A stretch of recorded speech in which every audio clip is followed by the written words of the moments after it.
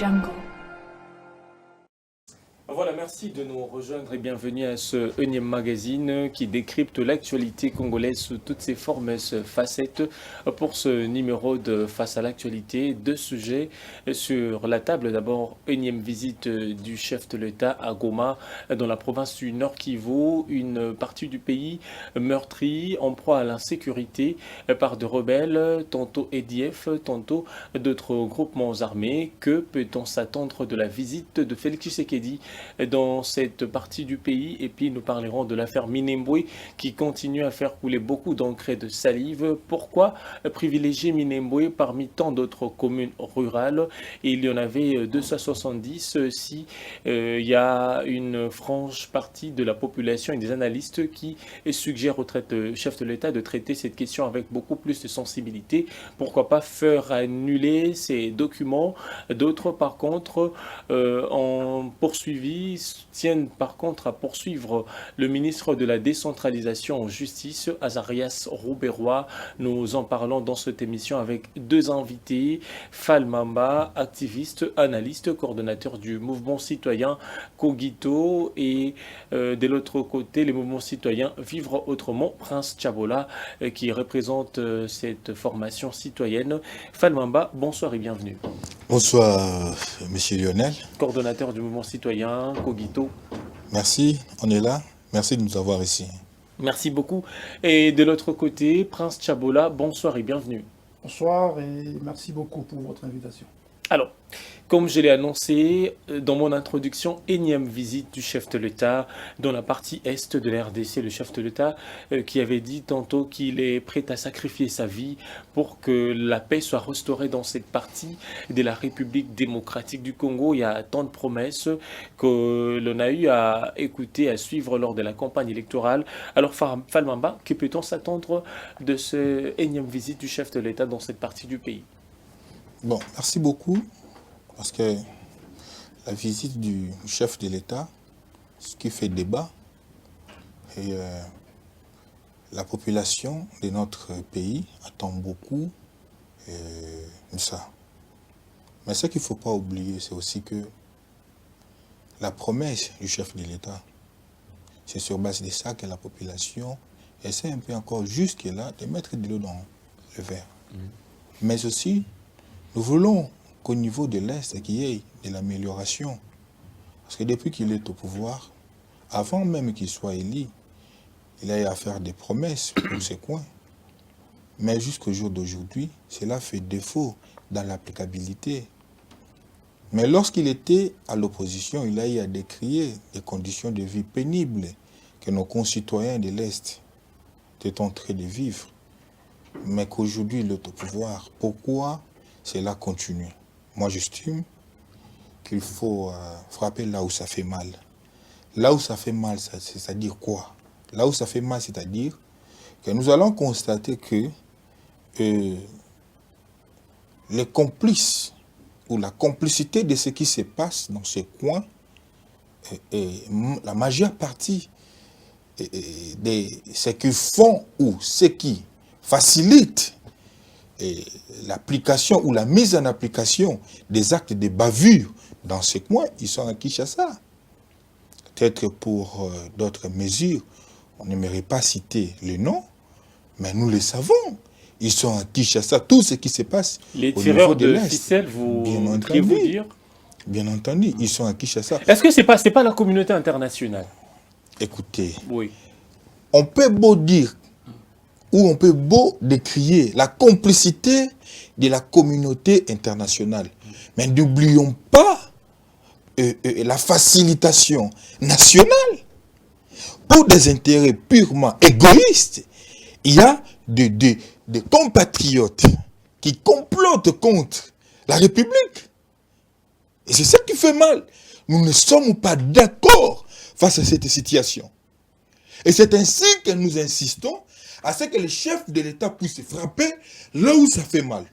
Puisque n'oubliez pas, nous serons très rigoureux vis-à-vis de M. Tshisekedi, qui est notre compatriote, parce que nous le connaissons.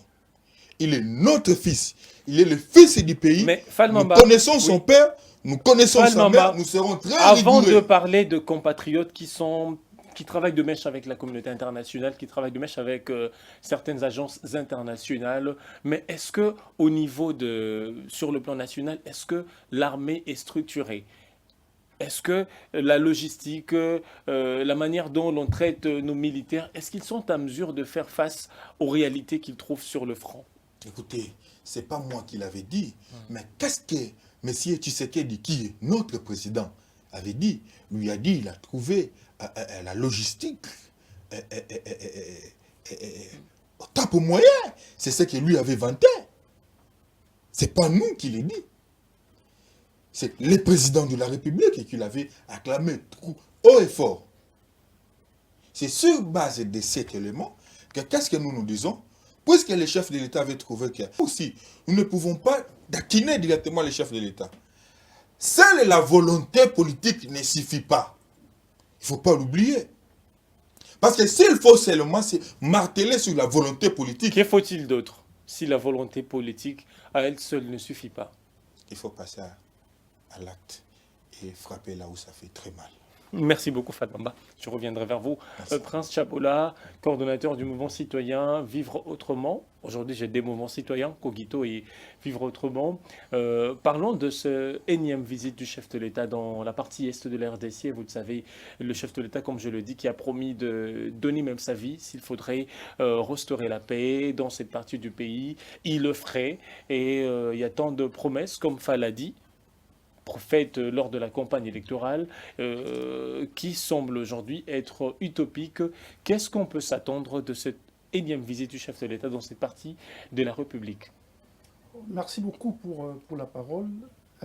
C'est vraiment notre regret au sein du mouvement citoyen Vivre Autrement, surtout par rapport à l'approche que certains de nos collaborateurs d'ailleurs, qui sont de la même vision que nous, ont toujours eu à l'image par rapport à la question ou aux différentes questions qui gangrènent notre pays. Vous savez, nous ne sommes pas à une toute première expérience démocratique. Et qui dit démocratie, les élections en fait partie. Nous sommes à une troisième expérience de notre pays. Et vous allez remarquer que nous avons eu des élections, en tout cas pour ne parler que des plus récentes, en 2006, on en a eu en 2011 et on en a eu aussi en 2018. Les deux expériences que nous avons connues, parce que nous sommes rappelés, dans notre format électoral, les élections sont couplées. Élections présidentielles, élections législatives. Et provinciales. Provinciales, justement, en fait. Donc, ces deux expériences, si réellement nous étions prédisposés à savoir réellement les fondamentaux sur lesquels nous devons bâtir notre avenir, suffisaient pour ne plus croire par miracle que c'est par un seul individu que le bonheur du Congo pourrait venir. C'est très important que je le souligne. Parce que nos compatriotes, justement avec lesquels nous sommes dans cet engagement, ont cru, même à l'époque, vous savez, avant 2018, que le problème du Congo, c'était Kabila. Je me rappelle même à l'époque, certains disaient Kabila doit partir. Donc une fois Kabila part, le Congo va changer, sera un paradis. On a eu même à personnaliser le débat sur la personne de Kabila. Mais curieusement, ce qui m'a beaucoup plus réjoui, c'est qu'aujourd'hui, on voit Kabila qui n'est plus là, mais le langage a changé. On ne parle plus, quand on tue à l'Est, on ne dit plus c'est Tshisekedi qui doit partir. Mais on dit non, il faut voir les responsables qui seraient à Kinshasa. Et d'autres qui seraient sur place, qui sont en train de manigancer ou manipuler la population. C'est un acquis. Parce qu'on a vu la réalité avant 2018 et on a compris que ce n'est pas seulement le fait de l'individu que le Congo pourrait être un paradis où pouvait progresser ou évoluer, mais il faut prendre en compte un autre aspect réel sur lequel la plupart de nos compatriotes oublient. C'est pour justement que la campagne, il faut la comprendre avec les outils purement politiques. Pour comprendre que quelqu'un qui veut aller briguer la magistrature suprême ou encore qui veut être député, bon, la politique classique, telle que nous l'avons apprise au niveau de l'université, en sciences politiques, c'est que, voilà, il faut flatter, il faut dire parfois des choses extraordinaires, amadouer, faire de la démagogie, pour justement voler un peu, essayer de gagner la confiance des électorats. Voilà. Oui. Mais je retiens toujours à chaque fois parce que, vous savez, pendant la campagne, c'était vraiment houleux et que les différents candidats ont eu quand même cette chance de communiquer régulièrement à travers les médias justement locaux. Et c'est notamment le cas de Félix Tshisekedi, qui a une question qui lui a été posée dans une chaîne de radio, en tout cas locale, pour lui dire, mais écoutez, est-ce que vous mesurez la grandeur? Qu'est-ce que vous allez faire concrètement en tant que président de la République? Et ça qu'il avait dit m'avait beaucoup plus instruit. Il avait dit ceci, et ceux qui ont suivi cela pendant la période de campagne peuvent s'en rappeler. Il a dit, c'est vrai, je veux être président, mais j'ai pari que je comprendrais mieux les choses en étant sur place. Et justement, il disait ça, en l'occurrence, pour dire, voilà, il faut reconnaître l'expérience de Kabila, qui a fait autant d'années de gestion. Donc, je pourrais parfois bénéficier donc, il comprend mieux les choses que nous autres qui prétendons aller là-bas. Il a été sincère de ce point de vue, vous voyez.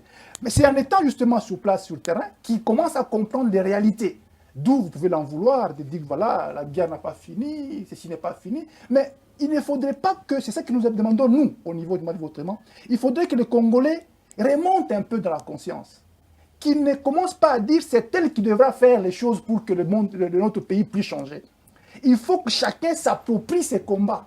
Il faut que chaque individu, là où il est dans ce qu'il fait, commence à comprendre que le Congo ne sera que Congo, que quand moi je m'y mettrai aussi dans la démarche de lutter pour la souveraineté, éviter pour que le Congo ne soit pas morcelé, la balkanisation et tout ce qu'on a dit.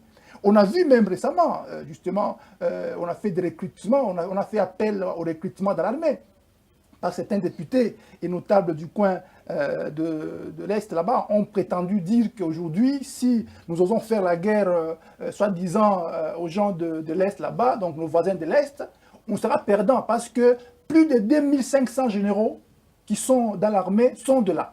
Ils maîtrisent tous les services de sécurité, l'armée, et partout, ils ont le pouvoir. Si nous osons y aller, comme ça, on sera perdant. Mais qui sont ces jeunes-là qu'on a vu aller pour dire que voilà, nous voulons nous inscrire dans l'armée pour justement essayer de lutter, afin justement de préserver le Congo, comme nous le disons. C'est même pour cette raison dans notre programme Wadiminou, que vous avez d'ailleurs suivi à travers le média, et qui a fait même l'objet justement de notre dépôt de cahier de charges au niveau de la présidence, qui a été même à la base de la création de la coordination pour le changement de mentalité, nous avions énuméré parmi les éléments importants qu'il fallait mettre sous pied, c'était aussi ouvrir une grande brèche aux jeunes pour qu'ils soient formés sur le plan militaire. Parce que nous sommes justement agressés parce que nous paraissons être des gens qui attendent la volonté du bon Dieu. Mais comment ce jeune-là...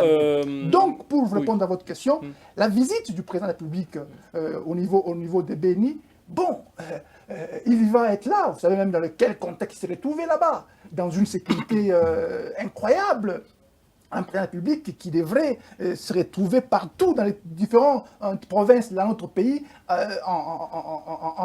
Donc, il devait être le bienvenu. Mais on a comme impression qu'il n'est pas le bienvenu. Au vu du degré de la sécurité qui lui a accompagné, donc nous sommes en train de nous demander si réellement c'est toujours un territoire du Congo.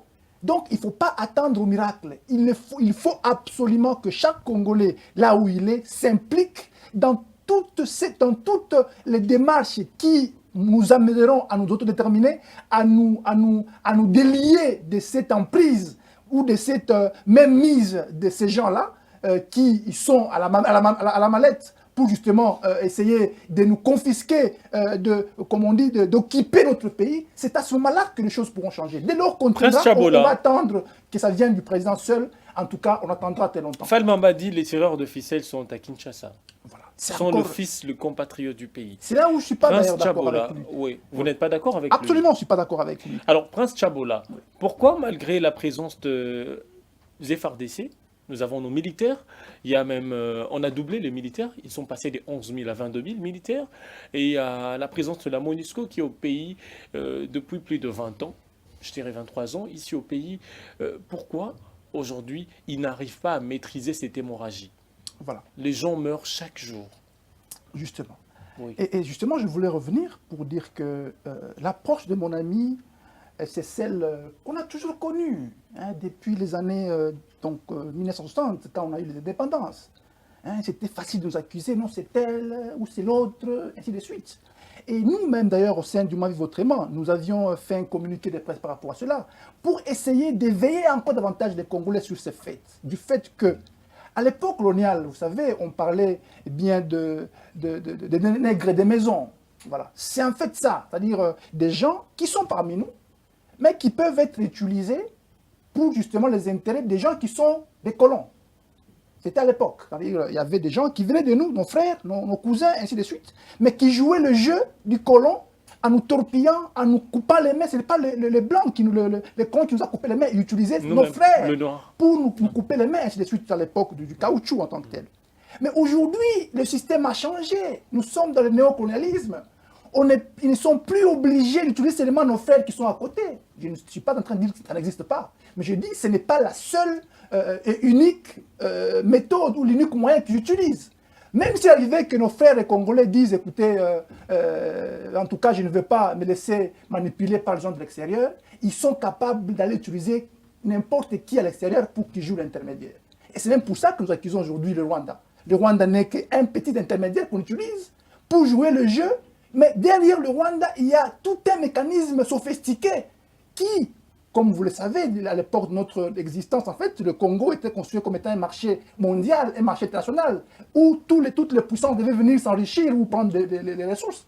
Donc c'est là le grand problème. Et même quand vous regardez cela, vous comprenez que ce n'est pas seulement le fait que nos frères qui sont là, qui font les manigances au niveau de l'Est pour justement alimenter les conflits, qui vont faire que le Congo soit dans la situation que nous connaissons aujourd'hui. Parce que au Congo, en RDC, on ne produit pas les armes. D'où viennent les armes que les gens là utilisent? D'où vient le moyen? Parce qu'il semble qu'entre les rebelles et les Kinshasa, s'il faut parler de ce terme-là, il n'y a pas un lien où on produit les armes à Kinshasa, on fournit à l'Est. Ravitaille, oui. Qui est-ce qui ravitaille les armes? Parce que les armes, quand vous avez des armes sans munitions, vous pouvez... C'est comme si vous avez juste un tronc d'arbre qui n'a rien. Ces munitions qu'ils utilisent sont alimentées quelque part, à chaque fois, après chaque guerre. Les munitions là viennent d'où? Parce qu'à chaque arme, sont des munitions appropriées, qu'on produit quelque part et qu'on le fournit à chaque moment. D'où viennent ces minerais-là et comment ces munitions-là? Ça pose problème. Donc le problème devra être, dans l'approche, je vais dire, devra être réfléchi au-delà même des petits intermédiaires que nous voyons par-ci, par-là, qui jouent les jeux des miettes. Mais les grands tireurs de ficelles, qui, même s'il arrivait qu'aujourd'hui, qu'ils ne fassent pas les petits tireurs de ficelles et comment les petits intermédiaires, même s'il arrivait qu'ils se retiennent aujourd'hui, mais ils peuvent aller inventer des gens ailleurs pour jouer le même jeu. Et le cas du Rwanda est patent. Il n'est même pas le seul. On avait le cas de Burundi, on avait le cas de l'Ouganda, on avait le cas même, le Kayemba ici, qu'on n'en parle plus. Vous connaissez qu'il y a aussi un territoire là, c'est pas une localité vers l'Est, qu'on appelait, le nom pourra venir à l'époque, Gatumba. On n'en parle plus, Gatumba aujourd'hui. Aujourd'hui, on parle maintenant de Minembwe. Donc vous comprendrez que le problème est beaucoup plus profond que la simple analyse qui est apparemment dictée par ces mêmes personnes qui alimentent la guerre pour nous garder dans une insomnie, dans un état d'esprit faible, et en même temps, le cercle vicieux continue à tourner. Merci beaucoup, Prince Chabola. Je reviendrai vers vous, Fall Mamba, avec tout ce que vous venez d'entendre de Prince Chabola, coordonnateur du mouvement citoyen Vivre Autrement. Ne pensez-vous pas que l'approche du docteur Denis Mukwege et tant d'autres acteurs de la société civile pour la création d'un tribunal pénal international qui pourrait établir les responsabilités de chacun? Merci beaucoup. Mon frère, je suis content, très ravi d'entendre dans votre plateau que vous me parliez de ça.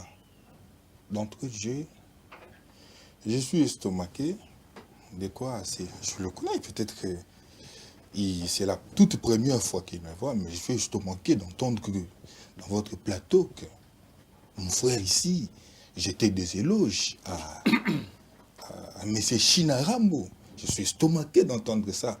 Et j'annonce que nous, Congolais, nous n'oublierons jamais Est-ce qu'il a jeté des éloges? Écoutez, s'il vous plaît, il a juste réfléchi. Mais permettez, ouais, mais laissez-moi le temps. Moi, je suis dans l'approche où il dit... Écoutez, je refuse pas. Mais laissez-moi le temps de m'exprimer. Moi, je suis dans l'approche où il dit, est-ce que c'est Kinshasa qui raviterait ces personnes? C'est Kinshasa qui raviterait ces groupes armés? C'est quoi cette agitation? Laissez-moi. Oui, laissez-moi parler. Donnez-moi le temps. Donnez-moi le même temps. Écoutez, l'approche du docteur Denis Mukwege est tout à fait normale. Nous, au sein du Cogito, nous l'avons acclamé si haut. Et nous, Congolais, nous n'oublierons jamais l'erreur que nous avions commis de laisser M. Kabila de nous diriger pendant 18 ans. De faciliter à ce que l'AFDEL puisse entrer dans ce pays.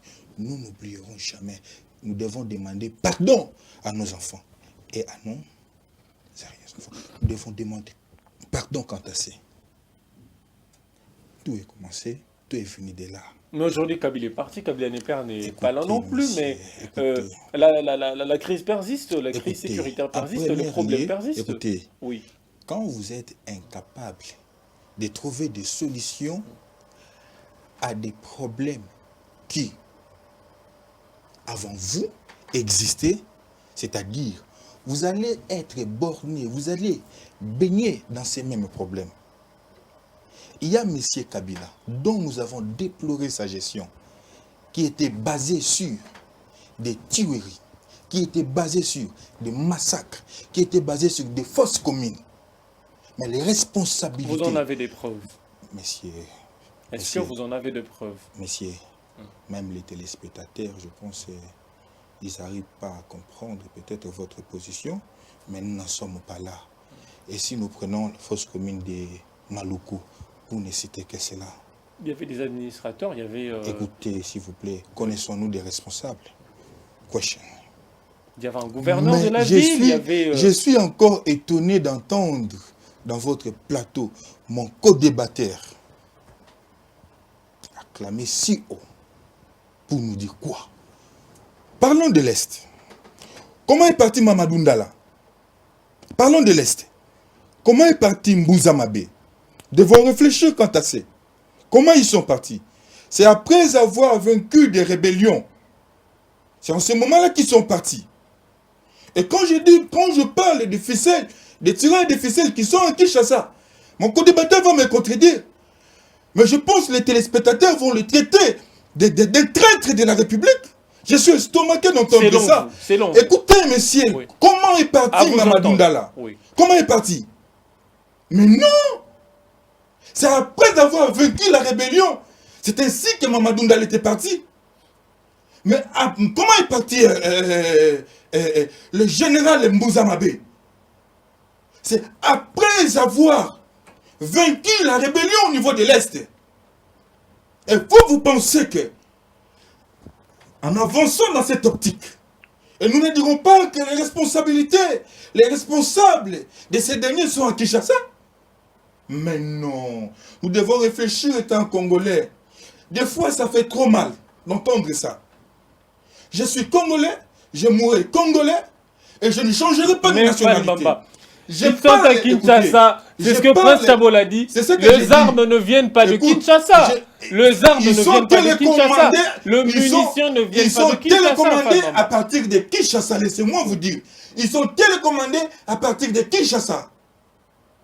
Il y a pas mal de rapports qui citent le Rwanda, qui citent l'Ouganda, qui citent les pays limitrophes. Écoutez, oui. Il y a... C'est pas Kabila qui travaille avec ce pays-là. Messieurs, oui. Permettez-moi, aidez-moi d'avancer. Mais quand nous parlons de M. Kabila, qui fut M. Kabila? M. Kabila fut celui qui nous a dirigés par défi dans ce pays.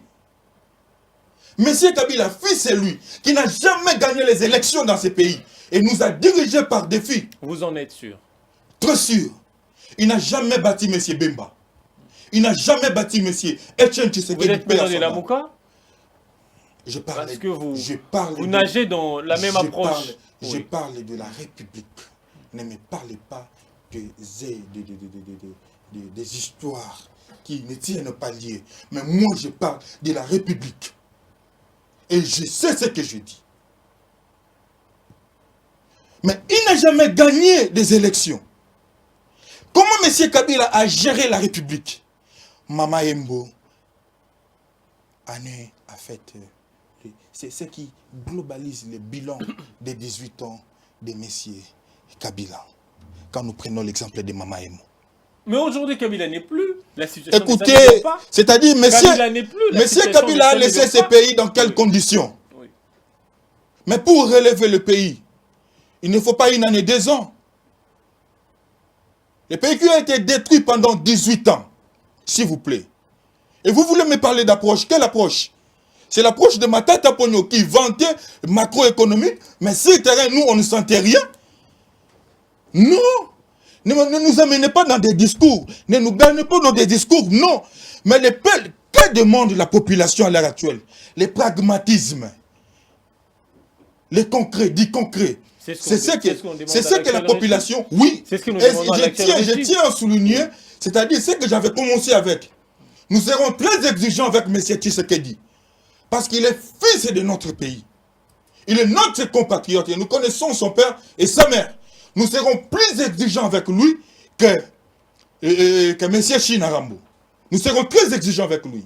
Merci beaucoup, Falmamba. C'est moi qui vous remercie.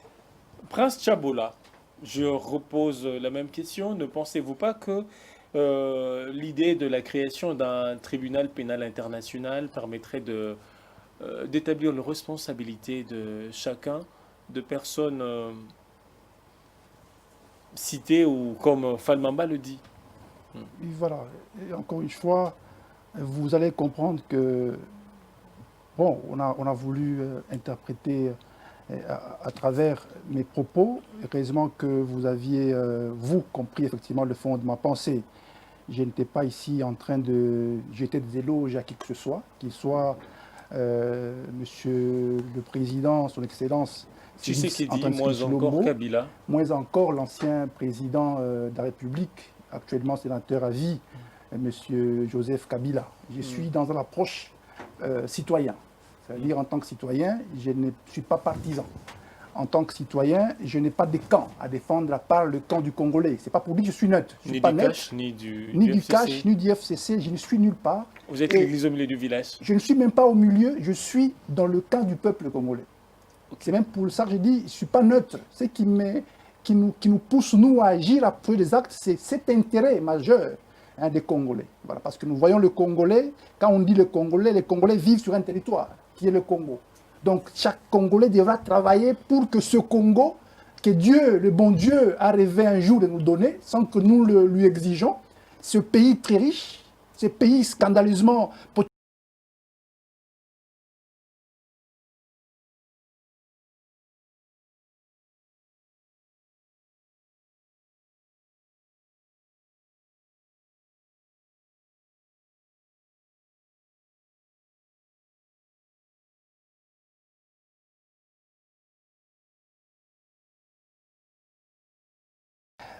et puis, il a essayé de dire que c'est Kabila qui serait à la base du AFDEL. Bon, là, les téléspectateurs vont l'apprécier.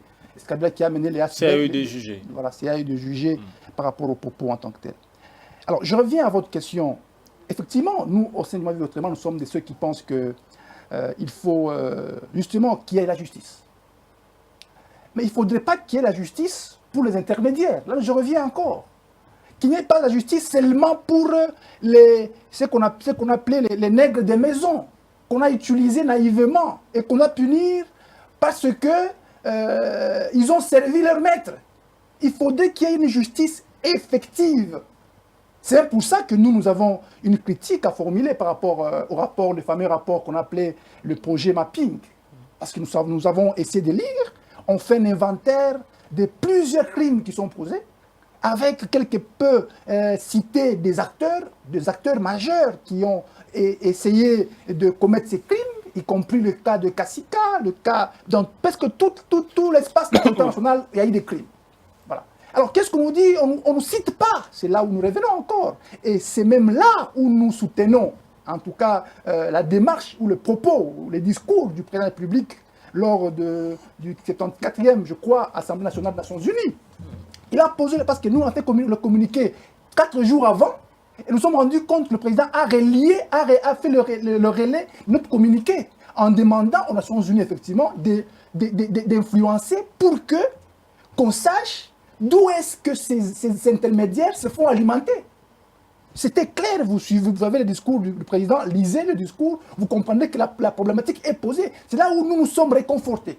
Nous avons dit, effectivement, dès lors que le problème sera joué à ce niveau-là, on ne va pas liquider ceux qui sont des intermédiaires dans cette industrie macabre plutôt, au niveau national.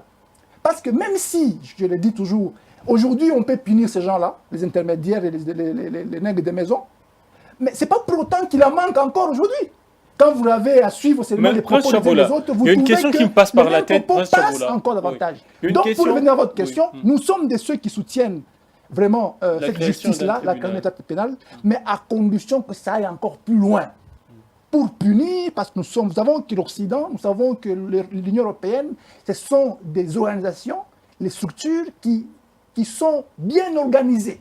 Il n'y a pas aucune industrie qui peut produire des munitions ou des armes lorsque vous citez l'Union européenne, les Nations Unies, revenons sur les rapports mapping. Il y a sur presque l'échantillon des 617 violations des droits de l'homme citées dans ce rapport, mais ce rapport n'a pas identifié nommément les auteurs de ces crimes.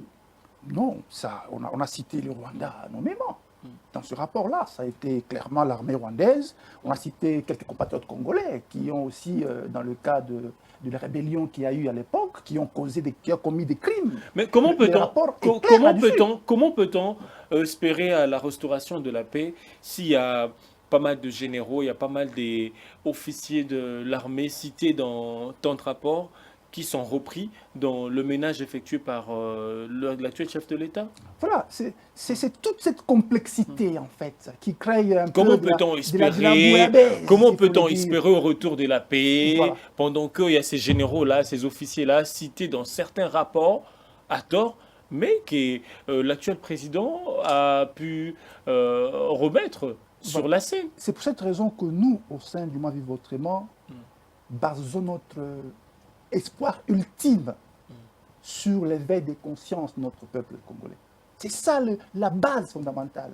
Si nous connaissons tous ces théâtres qui se font au niveau international sur notre pays, au niveau de certains dirigeants qui se mettent dans un groupe, qui réfléchissent sur comment est-ce qu'ils vont continuer à nous mater, mais écoutez, nous allons continuer des siècles, on en comptera davantage, 100 ans même plus tard après l'indépendance, on n'aura pas d'issue.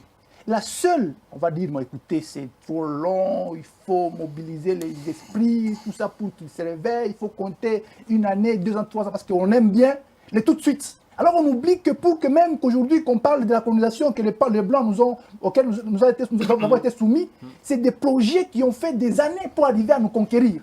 Donc pourquoi ne pas nous aussi mettre du temps pour arriver à nous éveiller, à nous reconstruire, afin d'être à même de résister contre tous ces aléas-là? C'est pour cette raison que nous pensons que, par rapport à votre question que vous allez poser, la solution fondamentale, c'est l'éveil des consciences populaires, l'éveil des consciences de tous les Congolais sous les faits, parce qu'on a eu autant de crimes. On n'en a jamais connu ici. Bien sûr, on coupait un peu la main. Bon, on n'est pas un peu tolérable. Hein? Bon, ben, quand même, c'était cruel, mais on pouvait un peu voir et puis laisser passer. Mais on coupe la tête. On pile les bébés dans le pilon, avec le pilon, avec un mortier. On viole les femmes. Et puis on utilise même des histoires incroyables dans les endroits d'où nous venons. La mer, c'est la base même de la tradition africaine. On ne peut pas sacraliser justement une femme en tant que telle. Donc on est allé outre pour créer l'horreur afin de nous mater sous l'esprit. Et nous, qu'est-ce qu'on fait? C'est ça le problème. Que font les Congolais au vu de tout ça? On a vu dans ce pays ici des gens qui venaient des endroits où nous ne connaissons pas, soutenus par ces tueurs de ficelles qui ne sont pas à Kinshasa malheureusement, qui sont ailleurs, qui tirent les ficelles, qui obligent à ce que notre pays les reçoive. Ces gens-là, ils étaient d'abord comme des voisins, on les appelait les gens qui sont venus d'eux, qui arrivent sur notre territoire. Après, c'est le premier, c'était le combat de l'acquisition de la nationalité. Aujourd'hui, vous connaissez tous les termes qui circulent, c'est que désormais, dans le territoire national congolais, nous avons ce qu'on appelle les Tutsis congolais. Un concept qui vient de nulle part dans l'histoire de notre pays. Il n'y a aucune... ça vient de quelque part. Aucune... Comment on l'appelle? Ça vient de quelque part. Ça vient de quelque part. Mais pas chez nous, au pays. Il n'existe pas de Tutsis congolais. C'est un débat que je peux être encore plus à l'aise à discuter avec vous sur ça. Et aujourd'hui, ils sont passés outre cette dimension de la société parce qu'ils l'ont déjà. Aujourd'hui, le combat était, maintenant il faut créer un territoire pour eux. Chabola, et on y a une disposition en 1900. À partir de cela, il y a un autre défi qui est en préparation. C'est lequel, nous, vous et moi, nous sommes encore en train de dormir. Et c'est même le moment où nous disons qu'il faut que le Congolais se réveille aujourd'hui. Parlons de Tutsis congolais, une disposition qui date de 1972, je crois, qui accorde à ces Tutsis-là la nationalité zaïroise. Cette disposition a été abrogée. Ça n'a pas été abrogé. Ça a été abrogé, je vous informe. Oui. C'était même une manigance aourdie, créée par le secrétaire de cabinet. Parce que la nationalité, en principe, n'est pas donnée par un groupe de gens. C'est peut-être la raison pour laquelle le président a dit que les Banyamulenge sont le Congolais. Pourquoi il a dit? C'est à partir, en se basant sur cette disposition de 72. Le concept de Banyamulenge, c'est encore flou. Est-ce qu'il existe un peuple Banyamulenge sur le territoire national? Bon, c'est encore un débat, je dis, c'est encore long. Si vous organisez un débat beaucoup plus spécial, on pourra discuter davantage. Donc le problème, c'est que nous sommes en train de dormir, alors que les défis deviennent de plus en plus difficiles. Quand est-ce que nous allons nous décider de nous réveiller pour sauvegarder le seul héritage que nos aïeux, nos ancêtres nous ont laissé? Parce qu'au vu de ce que nous voyons sur le territoire national, c'est que nous sommes dans une naïveté extraordinaire, au profit de gens qui réfléchissent très loin de notre pays et qui disent qui devrait être qui devrait faire quoi dans ce pays. Et pourtant que nous sommes là dans les considérations soufflées, dictées par des gens, les mêmes personnes d'ailleurs, qui nous dictent ce que nous devons dire. Ils nous bombardent de rapports mapping pour qu'on se fouvaille des gens, pour dire voilà, il faut arrêter tel, arrêter l'autre là. Mais or que les réalités où la cause fondamentale de ces crimes sont instrumentalisées de l'extérieur, ou de très loin d'ici. C'est pour cette raison que nous appelons effectivement le peuple congolais à un éveil de conscience, à une prise en charge réelle de l'histoire de notre pays et de son avenir, afin que nous sauvions cette nation. Merci beaucoup, Prince Chabola. J'ai senti le nationalisme jaillir en ton esprit, jaillir en vous, le patriotisme jaillir en vous, et je vous en remercie pour cela. Merci beaucoup. Et Falmamba, je repose la même question que j'ai posée à Prince Chabola. Comment peut-on espérer à restaurer la paix si certains officiers hauts gradés de l'armée cités dans tant de rapports ont été repris par Félix Tshisekedi? Écoutez, je vais essayer en quelques lignes. Là, Kabila n'intervient pas. Je vais essayer en quelques lignes, oui. Avant d'y arriver, de prendre quelques mots exploités par mon co-débatteur. Je suis d'accord avec lui dans le sens du patriotisme, oui. Mais je ne suis pas d'accord aussi de notre côté. Comment? Lorsque mon co-débatteur dit, je l'ai dit dans un français courant, il dit par exemple, ceux qui ont eu à commettre des actes, je pense qu'il ne va pas me contredire, ceux qui ont eu à commettre des actes de bavure ici sur place, au pays, ils ont été télécommandés de l'extérieur. Un. Deux. S'il faudrait qu'il y ait justice, et cela ne doit pas se limiter seulement à ce dont on avait téléguidé de commettre ces actes. Il faut élargir. Je pense que nous sommes d'accord. Un. Deux. Mais je réfléchis maintenant à haute voix. Si je dis par exemple que les tireurs de ficelles sont sur place à Kinshasa, mon co-débatteur dit non. Mais de l'autre côté, il affirme haut et fort, il dit bien sûr qu'ils sont ici, mais ils ont été télécommandés de l'extérieur. Oh. On ne peut jamais construire ou reconstruire un État sans justice. La justice élève une nation. Déjà, si ceux qui ont commis des actes pareils pour avoir trahi la République, on arrivait à les sanctionner sévèrement, ça servira de leçon à la classe politique montante. Ce n'est pas la classe politique de Moukebaï et Daniel Issafou qui commettent les actes de bavure à la télévision. Non, pas cette classe politique. La classe politique est consciente et qui monte. Consciente comme qui? Comme le vôtre? Ce n'est pas à moi de le dire, c'est aux téléspectateurs et à ceux qui Parce que vous avez suivent. fustigé les autres, raison pour laquelle Non, je dis mais en fait, qu'on prenne votre exemple. déjà, quand tu n'es pas capable... Vous qui matraquez Kabila, écoutez, nuit et jour, mais écoutez, qui n'y est pour rien, qui non, ne gère pas écoutez, aujourd'hui. quand je dis par exemple que, Oui. puisque nous étions en train de dire à M. Kabila de ne pas briquer le 3e mandat, Rossi Mukendi est parti. Kapangala est parti. Parce que nous étions en train de dire à M. Kabila de ne pas briquer le 3e mandat. Et c'est cela, je mens. C'est de l'acharnement encore. Je pense non.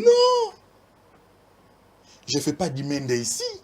Parce que je pense que je commence à voir dans mon esprit que je suis avec Lambert Mende dans le plateau.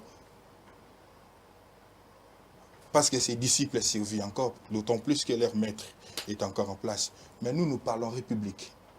Qui dit République, il dit l'essence du patriotisme. Il y a assez dons, nous pouvons laisser passer. Vous n'avez pas répondu à ma question. La question que j'ai posée. J'y arrive. Oui. Parlons de l'aspect sécuritaire.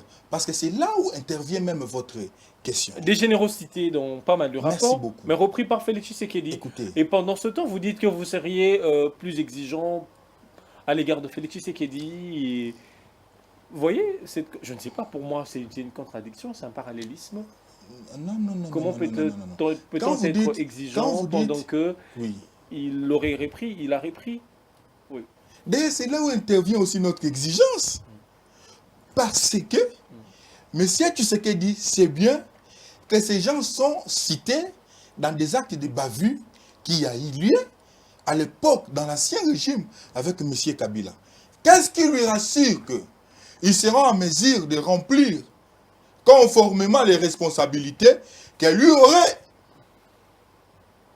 ou qu'elle lui aurait données à ces derniers? C'est ainsi que nous disons que nous serons plus rigoureux par rapport à certaines décisions ou positions que le président est en train de prendre. Les années passent. Quand est-ce que vous seriez rigoureux? Écoutez, mais déjà quand nous crions haut et fort, 2022, on ça va fait partie, écoutez, mais il va être, parce que c'est sur base d'un programme qu'il a été élu, de sécuriser sa population.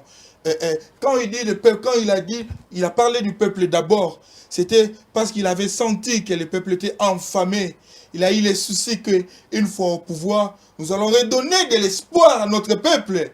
Qui dit le peuple d'abord, c'est aussi revoir les taux de change. Qui dit le peuple d'abord, c'est voir aussi les conditions par lesquelles notre peuple est en train de vivre. Nous sommes en cité. Nous voyons les conditions pénibles que nos concitoyens sont en train de vivre. C'est sur le plan social, sur le plan sécuritaire. Nous déplorons la situation macabre, déplorable, qui se passe au niveau de l'Est.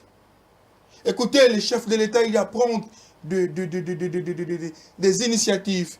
Il y a à nous promettre, quand nous disons que nous serons rigoureux, aussi longtemps que la paix ne serait pas rétablie à l'Est du pays, nous ne serons pas d'accord avec lui. Il ne va pas s'entendre à ce que le peuple congolais puisse encore lui redonner confiance en 2023. Ça fait partie de notre rigueur. Falmamba, vous qui seriez rigoureux à l'égard du chef de l'État, à quand l'installation de l'état-major dans la partie Est? Mais ça fait partie du programme des chefs de l'État, nous attendons. Et quand nous disons, c'est sur base de ça, parce que nous faisons allusion à un projet, à son projet des sociétés qu'il nous avait présenté. Pendant que nous avons un premier ministre inexistant, mais existant sur papier. Pendant que nous avons un gouvernement, je ne sais pas comment le déterminer. Mais nous attendons voir. Mais je commence à douter au effort qu'il y aura quand même un changement tant attendu. Pourquoi j'ai dit ça? Parce que vous allez comprendre avec moi que le peuple congolais a eu à braquer son regard sur M. Tshisekedi, a eu à faire confiance à l'IDPS. Parce que le peuple disait quoi? Le peuple disait une fois l'IDPS au pouvoir, nous allons vivre le changement. C'est ce que le peuple disait. Une fois l'IDPS au pouvoir, nous allons palper ces changements. Nous allons voir ces changements. Nous allons le vivre. Nous allons cohabiter avec ces changements. Et qu'est-ce que nous constatons? L'IDPS au pouvoir jusqu'au jour d'aujourd'hui, les peuples ne sentent rien de ce qui se disait. Merci beaucoup, Falmamba. On va passer à autre chose, parler de l'affaire Minembwe qui fait couler beaucoup d'encre et de salive. Cette affaire qui est loin de créer l'unanimité au sein des notables de cette entité, moins encore de cadres de formation politique. On a vu Bitakura traiter cet acte de haute trahison. Qu'est-ce qui se cache derrière Minembwe?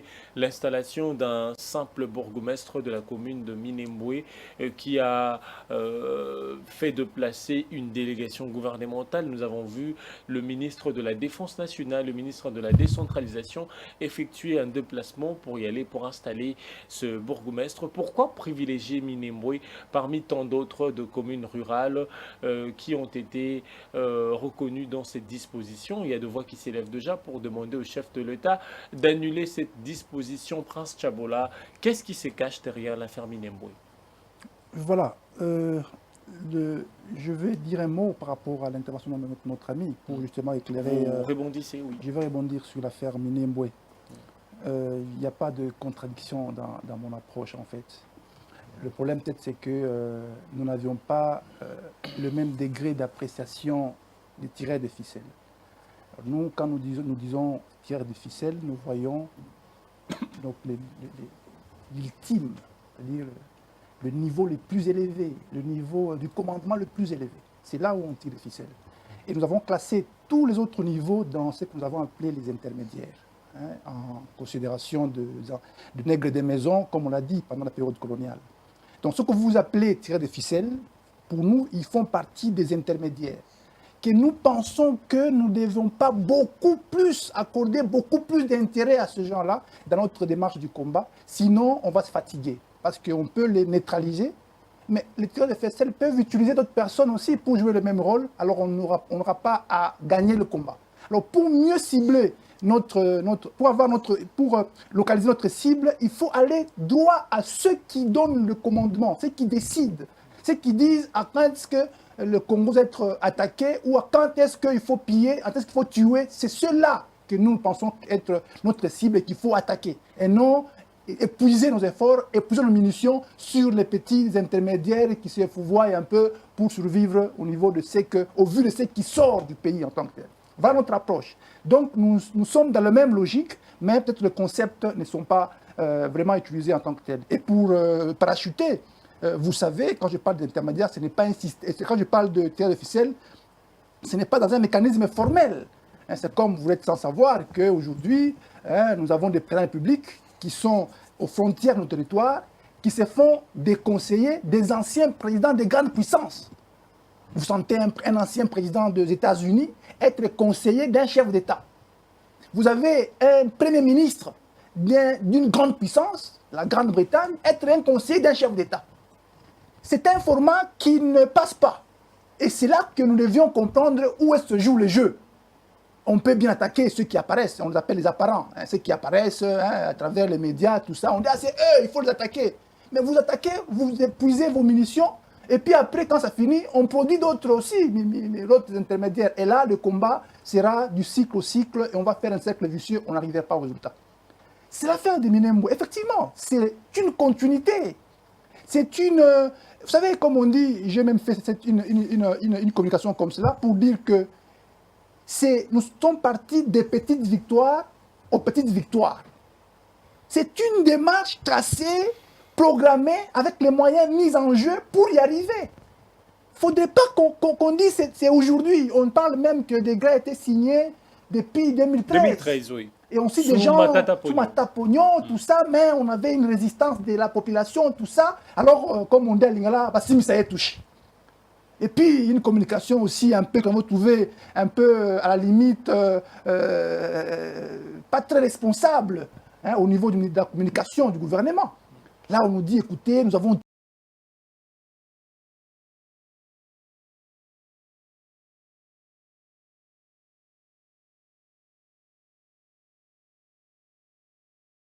n'ont pas les compétences de mettre en question, reposer les problèmes pour que... Alors, cette excuse-là, nous, au sein du mouvement Votre-Main, nous ne l'avons pas jugée vraiment effective. C'est pour cette raison que nous pensons que... Maintenant, il faut maintenant voir. Bien sûr, nous voyons que les médias, au niveau des médias, les gens disent quelque chose, tout ça, mais qu'est-ce qui est fait de concret dans l'esprit des gens, dans l'esprit des Congolais par rapport à cela? Au niveau local même, qu'est-ce qui est envisagé? Parce qu'on dit ces territoires... Que voudriez-vous que cela soit envisagé? Voilà. Moi, je me dis, c'est même ces côtés de l'article 5 de la Constitution. Organiser des manifestations? L'article 5 de la Constitution, vous savez, c'est même le pouvoir qui nous est donné, nous, la population congolaise. C'est que nous sommes souverains. Donc nous, là, nous pouvons décider, écoutez, cette Constitution-là, on l'annule. Nous sommes souverains, nous pouvons décider. On peut le faire. Vous voyez ici même chez Maduro, plutôt ici au Venezuela, vous allez au Cuba. Si jusqu'aujourd'hui, les fameuses grandes puissances qui ont des moyens, des milliards de dollars, n'arrivent pas à imposer leur vue, c'est pourquoi? C'est parce qu'il y a un peuple conscient, un peuple mature, un peuple qui sait dire non, et pas ils disent non derrière son smartphone en train d'écrire. Non, il dit non et il les manifeste. C'est pas quand on appelle, moi Vivre appelle, écoutez, venez à tel endroit, on se rencontre pour dire non à ceci. Vous faites chez vous à la maison, vous regardez la télévision pour avoir un débat au salle.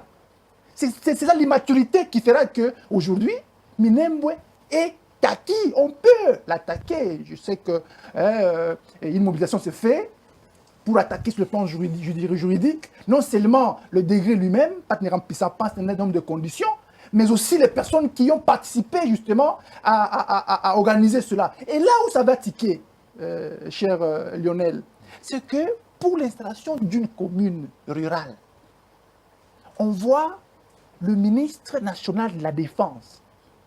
Pas seulement lui, on voit les Nations Unies participer, aller quitter Kinshasa, là où il y a son siège, pour aller là-bas participer dans cette réunion et dans cette cérémonie. C'est qu'il ne suffit même pas. On voit encore les États-Unis d'Amérique, la grande puissance militaire, la grande puissance militaire mondiale, aller sur place pour quoi on appelle ça l'investiture d'un bourgmestre d'une commune rurale. Mais il n'y a que, je ne sais pas si les gens comprennent de la même manière que moi. Peut-être que je ne comprends peut-être pas bien les choses. Mais moi, ça m'indispose. Je ne comprends pas, je ne réalise pas si réellement il s'agit d'une commune ou il s'agit d'autre chose en même temps. Et ça, vous vous rendez compte avec la complicité, non seulement du gouvernement, de toutes ces puissances mondiales pour une commune seulement. Et c'est quoi notre attitude? Voilà, c'est derrière les smartphones en train de dire est-ce que Minembwe se situe où? Et alors il y a même quelques députés qui passent pour dire bon, nous bien sûr on était là, bon c'était pas notre calendrier, mais on est passé parce qu'on nous a invités de participer, bon mais faut pas dramatiser, c'est rien. Et pourtant la forme ou la superficie de cette partie de notre pays, pas ça prend Massissi, si ça prend côté, comment on appelle ça, un peu d'Ouvira au-dessus, un consort, c'est à peine une superficie plus de 26 millions de kilomètres carrés.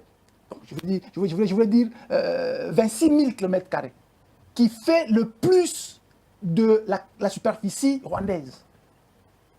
On peut dire, moi, écoutez, même, il y a même ceux qui discutent comme ça pour écouter, mais c'est un raisonnement terre à terre. Vous pensez qu'on va annexer Minembwe à Massissi en oubliant dans l'histoire de l'humanité que la Crimée, qui a été prise par la Russie, n'est pas annexée à la Russie. Il est en dehors de la Russie, mais une partie qui est gérée par la Russie. On parle des îles de France ici, qui sont très loin, mais gérées par l'Union, Réunion plutôt, et les autres îles là, qui sont très loin de la capitale, de la superficie formelle de la France, mais qui sont gérées par la France. Le Lesotho a eu son indépendance récemment là. C'est très loin, donc alors, les gens oublient ces évidences-là. C'est comme si on place des mots dans leur tête pour qu'ils répètent ce qu'on leur dit, sans pourtant comprendre les réalités formelles de ces mécanismes-là. C'est pour cette raison que nous, au Seigneur Vivre Autrement, nous disons qu'il faut que nous sentons que nous avons atteint le niveau de maturité et participer dans toute activité qui va dans le sens de dire non à cette mascarade-là, à cette tromperie-là, à cette magouille qui ne se limite pas seulement à la seule superficie du roi de Minembwe. Parce que je vous ai dit dans mon propos intermédiaire ici pour dire qu'ils sont partis des petites victoires aux petites victoires. C'était d'abord, il fallait qu'ils soient au pays. Mobutu a résisté, a refusé. Les Nations Unies a décidé pour obliger Mobutu à ouvrir les frontières. Les réfugiés sont venus. On les a accueillis comme nos frères. Ils sont partis partout dans le territoire. Moi, j'étais au Katanga là-bas, ils étaient là-bas. Il y a même des gens qui étaient dans le Kasaï là-bas, on dit qu'il y avait un endroit des réfugiés rwandais. Et à partir de ça, Mobutu est parti, ils sont dans la guerre, ils ont fait la guerre, ils ont imposé dans les dialogues qu'on a eus pour qu'on reconnaisse leur nationalité. Et la Constitution aujourd'hui est claire. Elle est différente de l'article 5 de la Constitution de Louabourg de 65, qui disait que qui n'est congolais que celui dont le tribut, l'ancêtre a été reconnu comme étant faisant partie du territoire congolais avant 1908. Là, c'est la Constitution de Louabourg qui disait ça. Et c'était 4 ans après l'action d'indépendance. On peut dire qui avait encore la fraîcheur de l'histoire récente du pays. Ce n'est pas nous qui avions vécu plus longtemps. Merci beaucoup. Donc c'est ceux-là. Mais arrivé en 2006, en 2005, dans les dialogues entre Congolais, on change les choses. Pourquoi? Parce qu'il y avait les rebelles rwandais qui étaient là-bas, les RCD et tout ça. Et puis on impose une formule qui prend tout le monde. Maintenant, aujourd'hui, ils ont gagné, ils ont eu la Constitution. Ils ont eu la société. Mais aujourd'hui, après la société, c'est que non, il faut un territoire pour nous. Et voilà, ils viennent de la base. Merci beaucoup, Prince Chabola, c'est quoi la prochaine étape? C'est quoi le prochain défi? Et là, nous sommes là en train de regarder. C'est pour ça que nous demandons au peuple congolais de se mobiliser. Pas seulement derrière les smartphones, se mobiliser forcément pour dire non à cette mascarade. Ou même, je peux estimer que même, on peut même dire, j'ai même suivi moi le propos du ministre de la Défense. Les gens n'ont pas tiré attention. Il a dit quelque chose de très important. Il a dit, bon, on reconnaît que voilà, c'est bien, bon, demain, moi aussi je vais venir tracer quelque chose là-bas pour m'appartenir. C'est un message indirect qui est donné. Pour dire que nous faisons, bon, ils sont là, bon, est-ce que c'est eux qui décident? Bon, est-ce que c'est lui, le ministre de la Défense, qui décide ou il a décidé des sanctions? C'est tout ça qu'il faut comprendre pour que nous soyons, nous, le peuple congolais, ceux qui soutiennent nos autorités, pour qu'ils prennent nous comme étant boucliers pour dire, écoutez, je ne peux pas faire ça parce que les populations sont là, ils vont m'attaquer. Ils vont me demander des réponses. Merci beaucoup, dès qu'on restera naïf, on restera l'attentiste, écoutez, la prochaine sera... Nous devons agir, la population doit agir. Absolument. Merci beaucoup, Prince Chabola. Falmamba, qu'est-ce qui se cache derrière l'affaire Minembwe? Rapidement. Merci beaucoup. Je pense que j'aurai les mêmes minutes que mon co-débatteur. Non, nous atterrissons déjà rapidement. Mais l'égalité, peut-être, j'en sollicite. Accepter cette inégalité, nous sommes à la fin déjà. Merci, je le concède du moins. Et le ministre de la décentralisation, il s'appelle, c'est pas M. Roubero, je pense. C'est lui, non? Il n'est pas Munyamurenge. Certes, je pense qu'il est Munyamurenge. Mais déjà, nous comprenons. La réponse est simple. Le ministre de la décentralisation s'appelle M. Azarias Rouberoa, pasteur de son État. Il est Munyamurenge. Les Congolais doivent en savoir que Rouberoa était Munyamurenge. Déjà, il a déjà acquis la nationalité congolaise. Mais quand nous parlons de Munyamurenge, les Munyamurenge, ce sont congolais. Oh, Tshisekedi l'avait dit, c'est pas moi.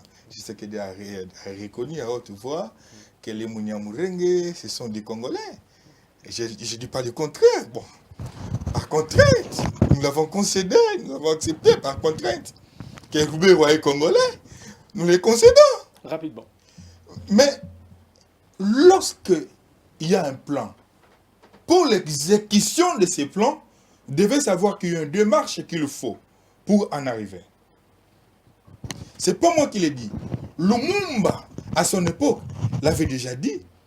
Lumumba, à l'époque, il parlait déjà de la balkanisation.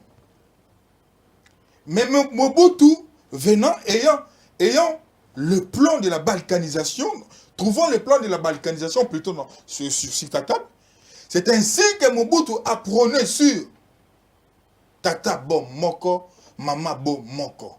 L'essence même du patriotisme. Moi, je dis, Mobutu est le symbole. Quand bien même, nous pouvons acclamer au fort que Mobutu fut un dictateur, mais Mobutu est le symbole de l'unité de notre nation. Parce qu'à son temps, Mobutu clamait haut et fort, tata bo moko, mama bo moko. Et quand nous voyons même les politiciens de l'époque, c'est-à-dire qu'ils ne sont pas à comparer avec des politiciens de l'ère actuelle. Ils vous dépassent. Mais écoutez, c'était l'essence de... Non, je n'ai pas dit qu'ils nous dépassent. Nous sommes une autre classe, la classe montante. C'est-à-dire nous faisons référence à nos aînés qui ont vécu avec M. Tshisekedi, paix à son âme, M. Mobutu, paix à son âme. Et c'était donc la classe de l'excellence. Ce n'est pas la classe de Moukeba et Daniel Issafou. Non. La classe de Ngouza Karibon. Et c'est là. C'était la classe de l'excellence. Le cas Minembo est simple. Écoutez, les chefs de l'État, qu'est-ce que nous lui demandons? Monsieur notre président, il faut abroger ça. Il est notre président, il est à notre écoute. Que demande le peuple? Le peuple d'abord. Le peuple d'abord. Le peuple demande que cette position n'a pas sa place dans notre pays. Parce que nous avons plus de 270, si je ne m'abuse pas, communes rurales. Mais pourquoi commencer seulement avec Minembo? Puisque Roubé Roi et Mouniamurenge, nous nous disons non. Mais aussi, il faut reconnaître, là je l'ai dit avec un cœur sincère, au niveau d'Angola, nous avons les Congos. Les Bas-Congos sont aussi en Angola. Au niveau de Zambie, de la Zambie, nous avons les Baluba. Au niveau du Congo-Brazzaville, nous avons les Teke. Ils sont là-bas au niveau du Congo-Brazzaville. Mais comment tout cela, ils n'ont jamais causé du tort à notre pays. Même les Bas-Congo de l'Angola, ils n'ont jamais causé du tort à notre pays. Y compris les Teke du Congo-Brazzaville. Non. Écoutez. Un petit correctif, c'est très important dans ce que écoutez, tu dis. Rebondissez rapidement. La réalité qu'on a au niveau du sud, c'est-à-dire au niveau du Katanga, au niveau du Congo central ou encore en Angola, n'est pas la même réalité qu'on a à l'Est. Bien entendu. Il y a pas eu de peuple qui bien ont partagé entendu. le même territoire. Écoutez. Merci beaucoup. Mais si nous prenons l'Angola, et le Bas-Congo, ils sont très proches. Mais nous avons les Bazombo. Aujourd'hui, la plupart des Bazombo se réclament des Congolais. Or, nous savons que les Bazombo viennent d'Angola. Mais ils n'ont jamais causé du tort à notre pays. Il faut aussi réfléchir là-dessus. Mais quand nous parlons des Banyamulenge, les Banyamulenge, ils viennent d'où? Les Banyamulenge, ils viennent de... Tous nous connaissons, ils viennent du Rwanda. Il est temps que notre peuple prenne conscience. Je rappelle, à son temps, Rochero l'avait dit. À son époque, Rochero a conseillé, il dit, je conseille à ce que les jeunes gens de notre pays, à partir de 18 ans, qui s'intéressent déjà à la politique, qui s'intègrent à la politique, qu'ils fassent la politique. Tout le monde, c'est pas tout le monde qui est appelé à faire la politique. Écoutez, oui. S'ils ne s'intéressent pas de la politique, d'autres jeunes venant de l'étranger viendront, ils vont s'intéresser de la politique. Et les diriger. Ils vont nous diriger. À son temps, Rochero l'avait dit. Mais qu'est-ce que nous constatons avec le régime de l'AFDEL? Écoutez, mais franchement, s'il vous plaît, je vais atterrir par là. Aujourd'hui, nous pouvons l'acclamer haut et fort. Les Banyamulenge, mais mon frère l'a dit, j'ai vite le redit. Mais les Banyamulenge en soi, les Banyamulenge ne posent pas de problème avec le temps où ça prie. Mais ce qui nous cause problème, c'est à partir de l'AFDEL. Nous devons voir le courage de les dire haut et fort. Ceux qui sont entrés avec l'AFDEL, c'est là le problème. Les Roubé, Roi et consorts. Nous devons les reconnaître. Moi, j'ai le courage du moins. J'ai le courage. Nous sommes arrivés à la fin. Merci, j'ai le courage de les dire. J'ai le courage de les dire à haute voix. J'ai le courage. Ce n'est pas mon point de vue. Merci beaucoup à Fall Mamba. Merci à Prince Chabola. Merci beaucoup. deux activistes, deux coordonnateurs des mouvements citoyens, Vivre Autrement et Cogito, des part d'autres. Merci de nous honorer cette soirée, d'avoir répondu à notre invitation et à nos différentes questions. C'est vraiment un plaisir d'être reçu pour la première fois d'ailleurs sur ce plateau. Je trouvais l'échange, en tout cas, très courtois avec mon ami et les questions sont percutantes et j'espère que les téléspectateurs vont justement être instruits par rapport à ce qui s'est passé dans nos échanges que nous avons eus ici et trouver justement leur compte dans l'avenir du Congo. Merci beaucoup également, Falmamba. C'est nous qui vous remercions. Je regarde la caméra et j'ai mis un mot. J'ai dit, moi, je demande pardon à la génération future, puisque nous sommes laissés faire, d'avoir accepté à ce que M. Kabila puisse nous diriger pendant 18 ans. Je demande pardon. Merci beaucoup, c'en est fini pour cette émission. C'était un plaisir de partager presque une heure de temps avec vous, débattre sur différentes questions d'actualité. Nous avons parlé des enjeux, de la situation de l'Est, de la visite du chef de l'État dans la partie Est de la République démocratique du Congo et de l'affaire Minembwe qui continue à faire couler beaucoup d'encre et de salive. Vous aviez suivi attentivement nos invités. Le rendez-vous est pris au prochain numéro.